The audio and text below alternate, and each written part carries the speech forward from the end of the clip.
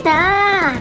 Latest update muna tayo sa nagaganap na MGI All-Stars 2026 sa bansang Thailand, kung saan ay patuloy na pinag-uusapan ng dalawang pambato ng Pilipinas na sina Fuchsia Ann Ravena at Gazini Ganados.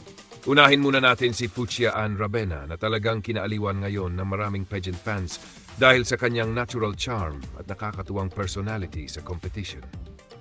Ngunit sa isinagawang portrait challenge, muntik na magkaroon ng unexpected moment si Fuchsia matapos siyang halos mahulog habang nagpo-pose sa ibabaw ng bangka na napapaligiran ng tubig. Bahagi kasi ng konsepto ng kanyang portrait shoot ang eleganteng pagpo-pose sa bangka habang rumarampa ang kanyang fierce aura sa gitna ng nature-inspired setup. Sa kabila nito, marami pa rin ang humanga kay Fuchsia dahil napapanatili niya ang kanyang grace at professionalism kahit muntik na siyang mawala ng balanse.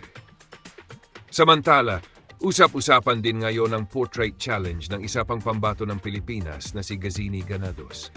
Marami kasing netizens ang napansin ang umano'y mga patama at reactions ng ilang Vietnamese fans matapos ilabas ang portrait output ni Gazini. Ngunit para sa maraming supporters ng Pilipinas, tila insecurity lamang umano ito dahil kitang-kita naman daw ang napakagandang kuha, powerful projection at mala-high fashion na dating ni Gazini Ganados. Sa ngayon ay patuloy pa ring umaarangkada ang suporta ng mga Pilipino kina Fuchsia Ann Ravena at Gazini Ganados habang papalapit ang mas matinding laban sa MGI All-Stars 2026.